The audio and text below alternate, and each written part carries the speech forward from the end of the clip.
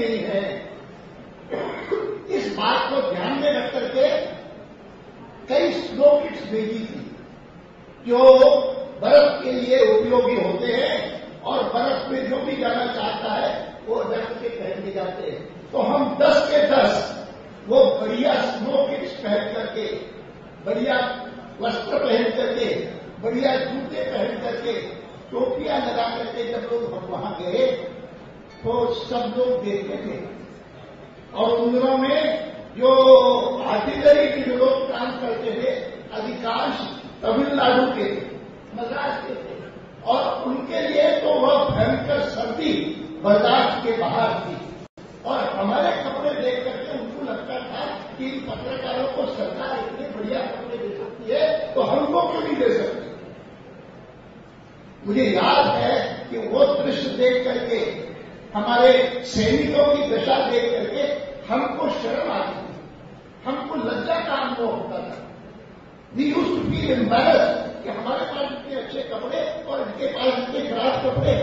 मैं इस बात का जिक्र इसलिए कर रहा हूं कि मैं हमेशा कहा करता हूं कि कभी कभी प्रधानमंत्रियों की तुलना की जाती है और कहा जाता है कि नेहरू जी सबसे बड़े प्रधानमंत्री थे, इंदिरा जी का नाम दिया जाता है और तुलना में कभी कभी अटल जी का जब नाम दिया जाता है। मैं उनको कहता हूं, मैंने एक बार इस पर एक ब्लॉग लिखा अपना कि हिंदुस्तान में कोई 2-3-4 प्रधानमंत्री नहीं हुए, कुल मिलाकर के प्रधानमंत्री हिंदुस्तान में 34 हुए हैं। 34 कोई 4 महीने भी रहा होगा, कोई 1 महीना भी रहा होगा, कोई इंदिरा जी की तरह 2 बार अंतरिम प्रधानमंत्री भी रहा होगा जब झंडा पीछे झुका रहता है। लेकिन वो 34 प्रधानमंत्रियों में से अगर कोई ऐसा प्रधानमंत्री हुआ कि जिसका पूरा का पूरा रिकॉर्ड बेदाग है बिना किसी के, तो वो एक प्रधानमंत्री श्री अटल बिहारी वाजपेयी।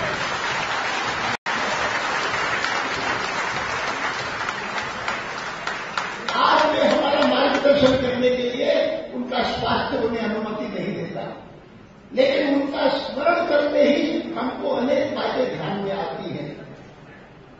और ये सही है कि नरेंद्र भाई हों, मैं हूं, हम दोनों को वो सौभाग्य प्राप्त है कि हमने उनके मार्गदर्शन के नीचे काम किया। और इसीलिए मैं आपको कहने आया हूं कि 2014 जैसा चुनाव मैंने आज तक कभी पहले नहीं देखा। बाकी चुनाव सब देखते हैं, 52 का चुनाव भी देखा और 2014 का चुनाव देख रहा हूं। आरंभिक यह पहली सभा है एक प्रकार से जो मुझे श्री नरेंद्र भाई की अध्यक्षता में उनके नेतृत्व में पहली सभा को संबोधित करने का यह अवसर मिल रहा है और गुजरात में ही मिल रहा है। अभी पत्रकारों से बातचीत करते हुए मैंने कहा, उन्होंने पूछा मुझसे कि आप आज गुजरात आए हैं, आप गांधीनगर आए हैं, आपको कैसा लगता है? मैंने कहा मुझे बहुत आनंद लग रहा है, बहुत खुश हूं। कारण यह है कि मेरा संबंध गुजरात से या गांधीनगर से केवल इसलिए नहीं है कि इस प्रदेश में मुझे 6 बार निर्वाचित करके लोकसभा में मिल गया है और मुझे लोकसभा में रह करके गुजरात के प्रतिनिधि के रूप में और यहां की नहीं देश भर की सेवा करने का अवसर दिया है। 2 बार मंत्री के रूप में केंद्र में, गृह मंत्री के रूप में और उप प्रधानमंत्री के रूप में कार्य करने का जो अवसर मुझे इस प्रदेश में दिया है, इसलिए नहीं, लेकिन प्रमुख रूप से इसलिए कि छोटा लड़का था, स्कूल में पढ़ता था, तो मन में एक ही इच्छा होती थी कि हमारा यह देश गुलामी से निकल करके और आजाद कब होगा। मुझे याद है कि संघ का स्वयंसेवक बनने के बाद कभी कभी हम पूछा करते थे अपने संघ के अधिकारियों से कि राष्ट्रीय स्वयंसेवक संघ वह राजनीति में भाग क्यों नहीं लेता। उन दिनों में मैंने डॉक्टर हेडगेवार को, जो संघ के संस्थापक थे, उनको मैंने कभी देखा नहीं। मेरा उस समय संघ से संबंध नहीं था, संघ बना भी नहीं था सिर्फ में, कराची में। लेकिन उत्तर हमको वरिष्ठ अधिकारी देते थे कि डॉक्टर हेडगेवार कहा करते हैं कि that a slave country can have no politics. एक दास राज्य, एक गुलाम राज्य, उसकी कोई राजनीति नहीं होती। उस समय तो संघर्ष ही होता है, चाहे किस रास्ते से संघर्ष करें। आप भगत सिंह की तरह क्रांतिकारी बनकर के, सुभाष बोस की तरह और क्रांतिकारी बनकर के और विदेशी सेनाओं से मेल करके किसी भी प्रकार से भारत को स्वतंत्र करने के लिए लगे हुए हैं, तो आप राष्ट्र की सेवा कर रहे हैं। लेकिन गुलामी खत्म होने के बाद राजनीति में दिलचस्पी लेना, ये ठीक बात है। तो गुलामी खत्म होने के बाद मेरे जैसे लोग जो सिंध में थे या पंजाब में थे या फ्रंटियर प्रोविंसेस में थे, हमारे लिए गुलामी खत्म हुई और भारत आजाद हुआ, तो उसके साथ साथ थोड़ी बहुत दिलचस्पी पैदा हुई राजनीति में कि क्या होगा। और राष्ट्रीय स्वयंसेवक संघ जिससे संस्कार प्राप्त करके हमने एक प्रकार से सार्वजनिक जीवन में सोचना विचारना शुरू किया, क्या वो भी कोई संगठन बनाएगा? और उसका उत्तर तब मिला जब थोड़े दिन बाद पता लगा। मैं उन दिनों में राजस्थान में था। आपको सुनकर के थोड़ा आश्चर्य होगा कि सिंध की आबादी बहुत थोड़ी थी। कुल मिलाकर के उस प्रांत की आबादी 45 लाख थी और जिन 45 लाख में से केवल 10-11 लाख हिंदू थे, बाकी सब मुसलमान थे, जो प्रायः गांव में रहते थे, किसान थे। शहरों में, अधिकांश शहरों में, अधिकांश जिला केंद्रों में बहुमत हिंदुओं का। कराची शहर में जो सिंध की राजधानी थी, उसमें भी बहुमत हिंदुओं का था। लेकिन हिंदुओं का बहुमत होते हुए भी कुल बहुमत सिंध में मुसलमानों का था और सिंध में 11 लाख हिंदू। शायद आपको सुनकर के आश्चर्य होगा कि 11 लाख हिंदुओं में से संघ की शाखाओं में आने वाले जो लोग थे, उनमें से 50 के लगभग प्रचारक थे, संघ के प्रचारक। जैसे जब आजादी मिली, मैं प्रचारक था, नरेंद्र भाई भी प्रचारक थे संघ के। ये सब जो प्रचारक थे, उनकी संख्या सिंध में 50 थी, 50 और 10 लाख 11 लाख की आबादी में 50 प्रचारक होना बहुत बड़ी बात थी। और इसलिए कहा गया कि आप सब 50 के 50 जो है ना, वो आप राजस्थान चले जाएंगे। वहां पर आपकी जोधपुर में बैठक होगी और उस जोधपुर की बैठक में आपको ड्यूटी असाइन की जाएगी। आपका क्षेत्र बताया जाएगा कि आपको संघ के प्रचारक के नाते कहां जाने के कार्य करना है। मैं ये 47 की बात कर रहा हूं। जनसंघ नहीं बना था, जनसंघ उसके बाद बना, 51 में बना और राजनीति में सक्रिय हुए हम और अलग अलग प्रचारकों को जवाबदारी दी गई। राजस्थान में भंडारी जी को कहा गया कि भंडारी जी और इरफानी ये दोनों जनसंघ में काम करेंगे। उत्तर प्रदेश में प्रचारकों की हिरार्की में जो नंबर 2 थे, भावोजी देवरस के बाद दीनदयाल उपाध्याय, उनको कहा गया कि आप जनसंघ में जाइए। मैं इस बात को कंसिडर केवल इसलिए कर रहा हूं कि आपको ख्याल में आए कि कितने में संघर्ष में से निकल करके हम जहां आज पहुंचे हैं वहां पहुंचे। धीरे धीरे करके हम इस स्थान पर पहुंचे हैं कि जहां पर हम कई बार कहते हैं, मैं कहता हूं कि आदर्श लोकतंत्र में प्राय 2 पार्टियां होती हैं पूर्व। हमारे यहां पर हर प्रांत में 2 पार्टियां हो जाए, बाकी न रहे, ये कठिन है। क्योंकि बड़े बड़े प्रांत बने, हिंदी भाषी प्रदेशों के ही बहुत बड़े प्रांत बने। आपको पता है कि बॉम्बे प्रेसिडेंसी हुआ करती थी अंग्रेजों के दिनों में, तो यह गुजरात जो है वो बॉम्बे प्रेसिडेंसी का हिस्सा था। उस बॉम्बे प्रेसिडेंसी में मेरा सिंध भी आता था, वो भी बॉम्बे प्रेसिडेंसी का हिस्सा था। ऐसी विचित्र स्थिति थी, उस नक्शे को बदल करके धीरे धीरे करके हमने पहले तो भाषावाद प्रांत बनाए, और जिसके कारण गुजरात भी बना, जिसके कारण सिंध भी बना। लेकिन उसमें को काम किया गया विभाजन के कारण।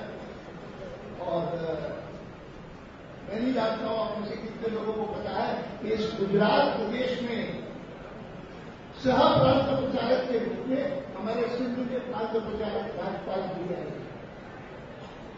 राज्यपाल जी पूरी यहां पर सह प्रांत प्रचारक बनकर के आए थे जब भागवत जी यहां पे प्रांत प्रचारक थे।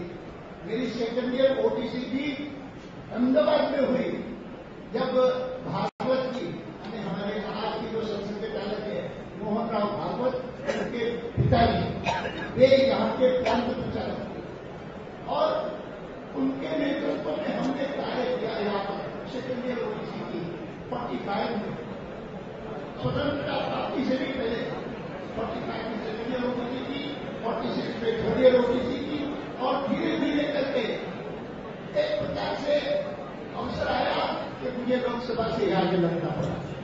मैं इन बातों को कभी भूल नहीं पाता, और मुझे लगता है कि आज मेरे लिए भी गर्व की बात है, गुजरात के लिए तो गर्व की बात है ही कि पार्टी ने श्री नरेंद्र भाई मोदी को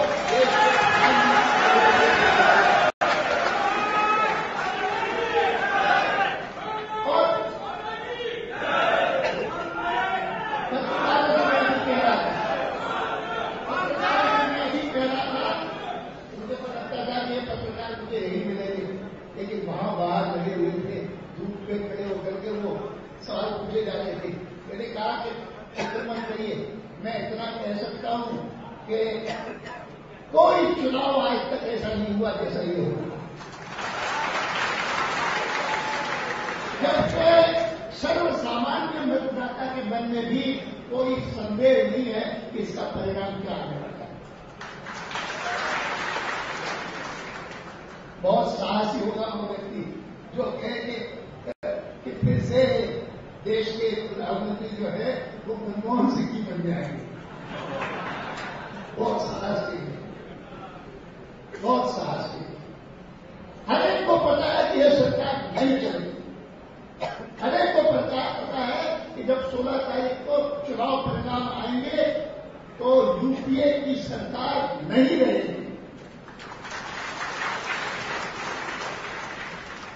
इससे पहले कभी कोई ऐसा चुनाव नहीं आया कि जिसमें विश्वास के साथ कोई कह सकता हो कि यह सरकार जाने वाली है, परिवर्तन होने वाला है। मैं भी अपने साथियों से बात कर रहा था, वो कहते थे बड़ी चतुराई कर रहे हैं, ये कर रहे हैं, ये स्ट्रेटेजी चला रहे हैं, वो स्ट्रेटेजी चला रहे हैं। जबकि सब लोग भ्रष्टाचार की चर्चा कर रहे थे, ये अपने कुछ न कुछ नई बातें निकाल करके उस पर चल नई बातें निकालने की क्षमता रखती है क्या? स्ट्रेटेजी सोचने के लिए उनके यहां पर कोई है क्या? क्या मनमोहन सिंह भी सोचते हैं?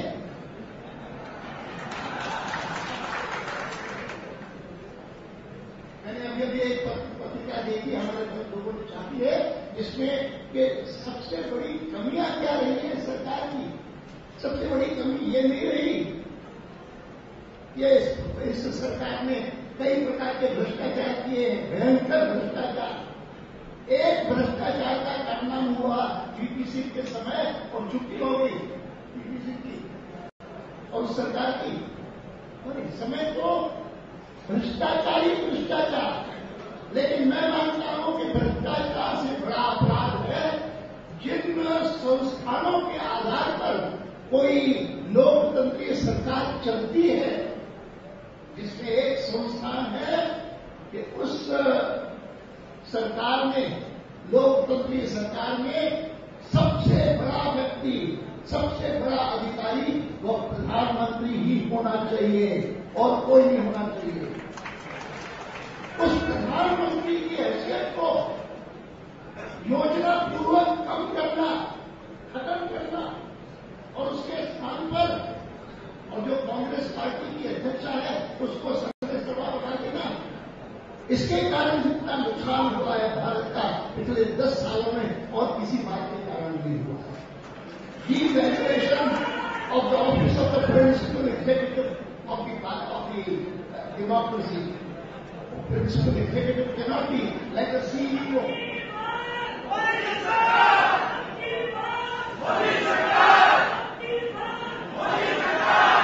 ये देखो इस आपकी मांग के लिए पूरा करने के लिए मैं सार्वजनिक रूप से सब जगह कहता हूं, जितनी मेहनत हमारे कांग्रेस की कर रहे हैं हमारे लोग नहीं कर रहे, लगे हुए हैं कांग्रेसी, दिन रात लगे हुए हैं। जिस दिन से उन्होंने सरकार बनाई है उस दिन से लगे हुए हैं कि अगली सरकार किसी सूरत में ये नहीं बननी चाहिए, भाजपा की सरकार बननी चाहिए और कोई बननी नहीं चाहिए। जितना परिश्रम वो कर रहे हैं, मैं अपने साथियों को कहता हूं उनकी आलोचना मत करो, खास करके खराब खराब नारे मत लगाओ। वो तो हमारे लिए मेहनत कर रहे हैं, लगातार कर रहे हैं। कोई दिन नहीं बीतता जब कोई नई खबर नहीं आती। और इसीलिए इस कारण जब कोई मुझे कहता है कि अब चपड़ाई कर रहे सरकार, मैंने कहा सरकार चपड़ाई नहीं कर, उन्होंने जीतने की इच्छा ही दबा दी है। विश्वास ही नहीं बचा है कि हम जीत सकते हैं। और इसीलिए मेहरबानी करके पीठ की भाषा मत बोलो, उनको धन्यवाद देते रहो कि आप बहुत अच्छा काम कर रहे हैं। हमको विजयी बनाने के लिए जिस प्रकार के काम कर रहे हैं हिंदुस्तान की जनता कभी भूलेगी नहीं। याद करके आपको आपकी इच्छा को पूरा करेंगे और निश्चित रूप से 16 तारीख को परिणाम आएंगे और नरेंद्र भाई को मैं गुजरात के मुख्यमंत्री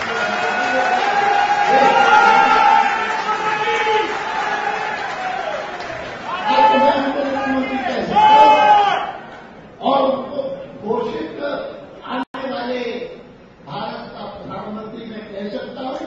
लेकिन 16 तारीख के बाद निश्चित रूप से वो परिणाम आएंगे जब हरेक का मन प्रसन्न होगा, आनंदित होगा और मुझे लगेगा कि हाँ, जिनको मैं वर्षों से जानता हूं और जिनके बारे में मैं कई बार कहा करता था कि जब वो पार्टी के महामंत्री थे तब भी मैं उनका एक गुण पहचानता था कि वो जब कार्यक्रम बनाते हैं, पार्टी के कार्यक्रम बनाते हैं, तो ऐसे ब्रिलियंट और एक्सेलेंट इवेंट्स मैनेजर प्रभावित होते हैं और उनको जिस प्रकार से वो कार्यान्वित करते हैं अद्भुत होता है। It's amazing. और इसीलिए जब वो मुख्यमंत्री आगे बनकर के चले और मुख्यमंत्री के नाते यह इवेंट्स मैनेजमेंट की जो अभूतपूर्व क्षमता थी उसको उन्होंने राजनीतिक क्षेत्र में और शासन के क्षेत्र में भी परिवर्तित किया, तो मुझे लगा कि वास्तव में गजब के व्यक्ति हैं और निश्चित रूप से इनके नेतृत्व में भारत एक जो 20वीं शताब्दी में नहीं बन सका था, 47 में आजादी मिली थी, 53 साल पर्याप्त थे भारत में से और गरीबी मिटाने के लिए, भारत में से अशिक्षा का अभिशाप मिटाने के लिए, भारत से शासन में जो हर मामले में रिश्वत दी जाती है उसको मिटाने में, भ्रष्टाचार को खत्म करने में।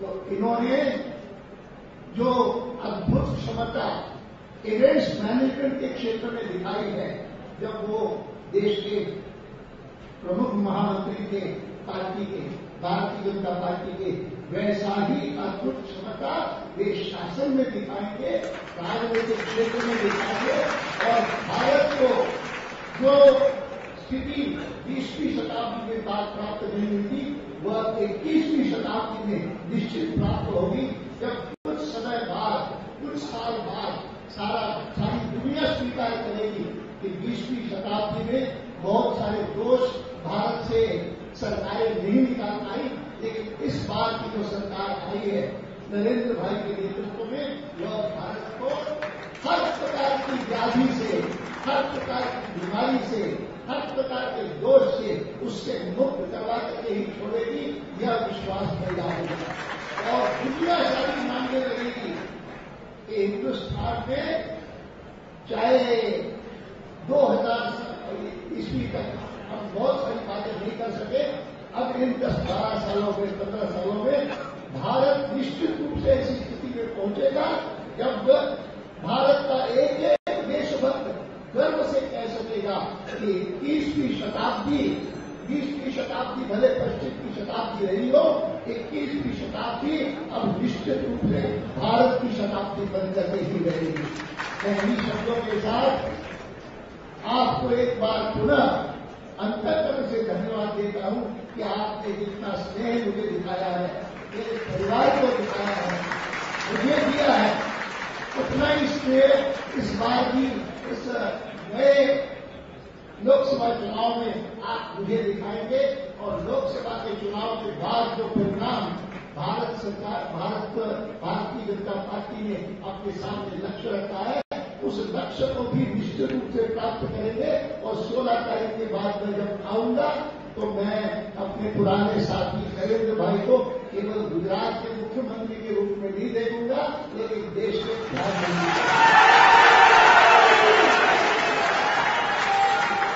સમગ્ર દેશની 125 કરોડ પ્રજાની જેમના ઉપર મીટ છે તેવા ભાવિ વડાપ્રધાન માન્ય નરેન્દ્રભાઈ મોદી માર્ગદર્શન કરશે। માન્ય નરેન્દ્રભાઈ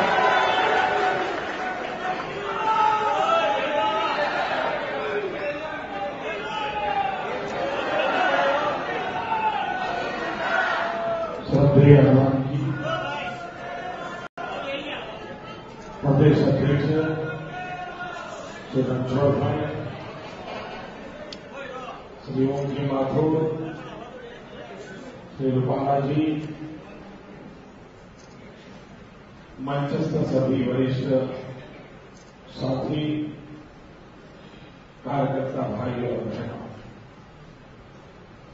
नवरात्रि का पावन पर्व चल रहा है। शक्ति उपासना के साथ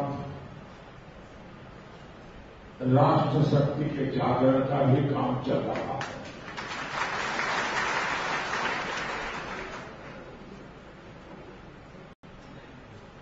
ये हम सबके लिए गर्व का, आनंद का विषय है कि जिन्होंने जनसंघ से आज तक पार्टी को अपने पुरुषार्थ से सींचा है, 4 पीढ़ियों को पार्टी के लिए जीने मरने की प्रेरणा दी है, ऐसे श्रद्धेय अडवाणी जी के बगल में बैठ करके उंगली पकड़ करके चलने का हम जैसे लाखों कार्यकर्ताओं को सौभाग्य मिला। मेरा तो व्यक्तिगत सौभाग्य भी रहा है कि शायद मेरे जीवन की, राजनीतिक जीवन की कोई ऐसी पल नहीं होगी जिसमें अडवाणी जी का मुझे मार्गदर्शन न मिला हो, सहारा न मिला हो, प्रेरणा न मिली हो। और इसलिए अडवाणी जी के लिए जितना हम कर पाए वो कम है। पार्टी को यहां तक पहुंचाने वाली इस पूरी पीढ़ी के लिए हम जितना कर पाए वो कम है। और इसलिए ये हमारा सद्भाग्य है कि इस चुनाव के माध्यम से हमें भारतीय जनता पार्टी की सेवा करने का अवसर मिलता है, भारत माता की सेवा करने का अवसर मिलता है, लेकिन साथ साथ अडवाणी जी की भी सेवा करने का सौभाग्य मिलता है। भाइयों बहनों, मुझे कार्यकर्ताओं पर पूरा भरोसा है।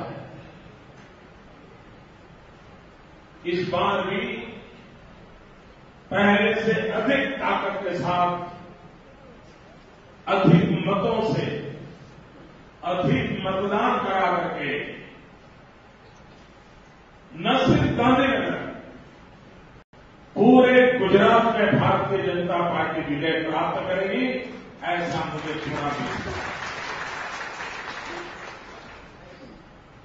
और 26 अडवाणी जी भी याद करा रहे हैं कि 26 नहीं 28 का सोचो। दादरा नगर हवेली, दमन, सेलवास, यहां की 2 सीटें गुजराती भाषी लोग हैं, तो स्वाभाविक है एक प्रकार से 26 नहीं 28 सीटों पर भी हम लोगों का टारगेट बना है। हमारे यहां कुछ विधानसभा के उपचुनाव भी हैं। मुझे पूरा विश्वास है इस चुनाव में कई प्रदेश ऐसे होंगे और शायद आजादी के बाद की ये पहली घटना होगी। हिंदुस्तान के कई प्रदेश ऐसे होंगे जहां से कांग्रेस का एक भी व्यक्ति चुन करके नहीं आया। हिंदुस्तान के एक भी प्रदेश ऐसा नहीं होगा पूरे चुनाव में, कश्मीर से कन्याकुमारी, अटक से कटक, पूरे हिंदुस्तान में एक भी प्रदेश ऐसा नहीं होगा जहां पर कांग्रेस डबल डिजिट पार कर पाए। एक भी राज्य में कांग्रेस को 10 के आंक तक पहुंचने की संभावना नहीं। आपातकाल के बाद भी कांग्रेस का जो घोर पराजय हुआ था, इससे भी भयंकर पराजय इस चुनाव में होने वाला है। ये जनता जनार्दन का मिजाज कहता है। जैसे अडवाणी ने कहा, बहुत कम चुनाव होते हैं कि जिसमें शायद बस बहुत कम क्या, शायद पहला चुनाव ऐसा कि जिसमें चुनाव घोषित होने से पहले नतीजा घोषित हो चुका है। ऐसा बहुत कम होता है, ऐसा बहुत कम होता है। लेकिन भाइयों बहनों, हम चाहते हैं कि देश को कांग्रेस मुक्त बनाना है, देश को संकटों से मुक्त करना है, भ्रष्टाचार से मुक्ति चाहिए, महंगाई से मुक्ति चाहिए, बेरोजगारी से मुक्ति चाहिए। देश जीतना है, लेकिन हम सिर्फ लोकसभा की सीटें जीत लें, इससे मुझे आनंद नहीं होता है, क्योंकि मैं मूलतः संगठन का कार्य करता हूं। कुछ विशिष्ट परिस्थितियों में मुझे अपना वो ट्रैक छोड़ करके इस ट्रैक पर लगाया गया और चुनावी राजनीति में मेरी एंट्री हुई, वरना मूलतः तो घर तो संगठन के लिए छोड़ा था, लेकिन अब एक पार्टी ने दायित्व दे दिया। मूलतः मैं संगठन का व्यक्ति हूं और मेरी सोच, मेरा जीवन संगठन से जुड़ा रहता है। और इससे भाई बहनों, हम कितनी असेंबली जीते, कितनी लोकसभा जीते, इससे दुनिया में तो डंका बजेगा, लेकिन मेरी खुशी तो तब होती है कि आप कितने पोलिंग बूथ जीतते हो। हमें पोलिंग बूथ जीतना है। पोलिंग बूथ का जीतना हमारा, ये हमारा टारगेट होना चाहिए। इतने ही आंधी तूफान क्यों न आए, इतने ही झूठ फरेब क्यों न चले, लेकिन पोलिंग बूथ में भाजपा का झंडा मैं झुकने नहीं दूंगा, ये संकल्प लेकर के बैठा। और भाइयों बहनों, अगर एक छोटा कार्यकर्ता भी पोलिंग बूथ संभाल के बैठ जाता है ना, दुनिया की कोई ताकत नहीं है जो भारतीय जनता पार्टी का विजय को रोक सके। दूसरी बात है भाई बहनों, मई महीने में चुनाव ये सबसे बड़ा चैलेंज होती है, क्योंकि छुट्टियां शुरू होती हैं। हर किसी को कुल्लू मनाली शिमला का मूड होता है। मई महीने की छुट्टियों में शादियां भी बहुत होती है हमारे यहां, और गर्मी 45 डिग्री से कम नहीं होती।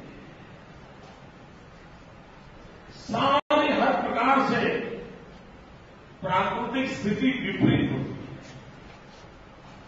और उस समय अधिक मतदान कराना ये भाजपा के लिए नहीं, लोकतंत्र की पूजा करने का एक अवसर होता है।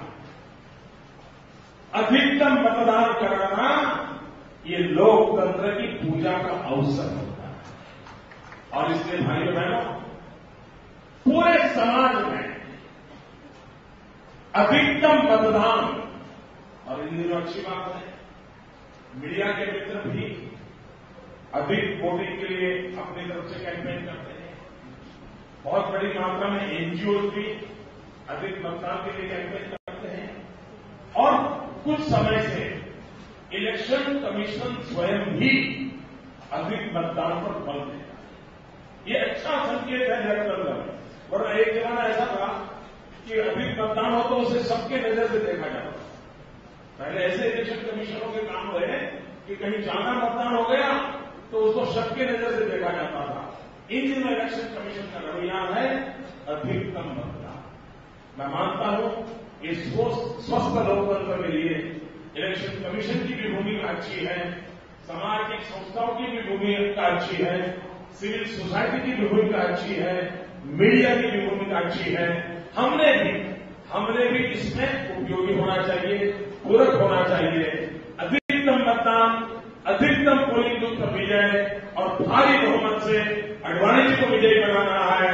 गुजरात और यूनियन टेरिटरी की सभी सीटों को जीतना है, लोकसभा भी जीतना है, असेंबली के उपचुनाव भी जीतना है।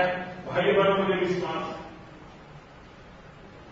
देश भर का मैं माहौल देख रहा हूं। मैं कल उड़ीसा में था और आज मैं आडवाणी के नामांकन के बाद मध्य प्रदेश की तरफ जा रहा हूं। मैं ये इसलिए कहने का मन करता है कि कल मैं वैसे नॉर्मली उड़ीसा में बीजेपी माइनर पार्टी के रूप में रही, सालों से हम लोग कोई ज्यादा नहीं करता। इस बार मैं हैरान था। कल राउरकेला में मेरी एक सभा थी। पहले भी मेरी एक बार वहां सभा हुई थी, करीब 300 लोग। इस बार उन्होंने सभा राउरकेला शहर से 8 किलोमीटर दूर एक खेत में रखी। वो जगह देख करके मेरा माथा फट गया। मैंने कहा भाई, मैं गुजरात का मैं भी इतना बड़ा मैदान रखने की हिम्मत नहीं कर सकता। आपने इतने बड़े मैदान को रखने की हिम्मत कैसे की? और जब मैंने वो सभा देखी, भाइयों बहनों, मैंने ऐसी सभा एक पार्लियामेंट की सीट, राज्य की नहीं, मैंने अब तक कभी कल्पना नहीं की है। वो दृश्य में राउरकेला में देखा, जहां भारतीय जनता पार्टी जिन राज्यों में हमारा दबदबा है उस रूप में नहीं है। और इसलिए मैं तो हैरान था, इस बार दक्षिण भी पूरब भी अकल पे परिणाम देगा। और भाइयों बहनों, मैंने कहा इस प्रकार से कांग्रेस के इतने वर्षों के इतिहास में ये बुरे से बुरी हार कांग्रेस की। और ये आडवाणी जी ने कहा सही है, ये चुनाव कोई पॉलिटिकल पार्टी नहीं लड़ रही है, कोई उम्मीदवार नहीं रहता। ये मत चुनाव जनता जनार्दन लड़ रही है, देश की जनता चुनाव लड़ रही है और देश की जनता ने अपना परिणाम निर्धारित कर लिया है। हम सब अपना अपना दायित्व निभाएं, आडवाणी जी को भारी बहुमत से विजयी बना करके हम गुजरात का गौरव अनुभव करें। इसी अपेक्षा के साथ आप सबको बहुत बहुत शुभकामनाएं। भारत माता की, भारत माता की, भारत माता की, वंदे वंदे। अब की बार, अब की बार, अब की बार, अब की बार।